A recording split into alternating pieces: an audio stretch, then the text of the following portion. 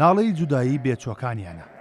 ئەمەش دوای ئەوەی درنگانی شەو ئاژەڵەکانی شەفیق ئەحمەد لە گوندی بیراڵکی ناحیەی شوان کەوتنا بەر هێرشێکی لە ناکاوی جۆرە باڵندەیەک کە زیاتر لە 30 بەرخ بەوەی ئەو هێرشەوە مردار بوونەوە و 14 بەرخیش بریندار بوون.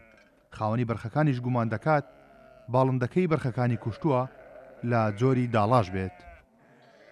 تقریبا 30 بەرخی بریندار کردەوە، 14 بریندار کرد. دەکەی ماوە ساعت 9 ئیتر بەنیاگە هونات نەناوی شەو ساعت بەس داهێنیان شەو جوانە قاڕی مەڕبەر بۆ ساعت 11 نیشەوە وڵی جێ دەبی دیارە کونی کردو سەری کون کردو هەمووی بان سەری کون کردو. چەند ساڵ لێرە مەردارین ئەمە یەکەم جارە حاڵەتی وامان توش بێ و شتی وا ببینین بە چاو خۆمان.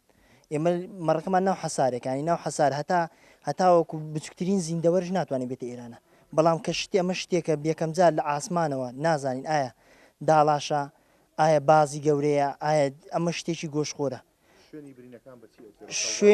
شوێنی برینەکان هەمووی بە شوێنی یعنی بە شوێنی دەنووکی ئەچێ دەنووکێکی تیش.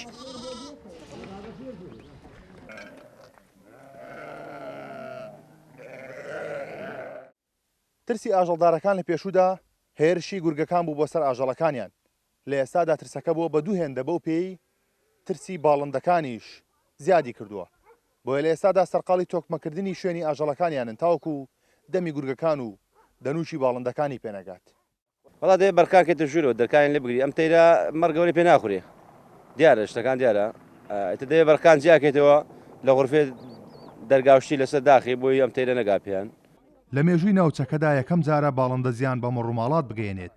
ئەگەر کار نەکرێت بەو کۆتایی هێنان بە مەترسی ئەو باڵندەیە ئەگەری هەیە ئەم زیانە بەر ئاژەڵدارەکانی دیکەی ناوچەکە بکەوێت. کارۆن محەممەد کورد ساد نیوز گوندی بیراڵک لە سنووری ناحیەی شوان.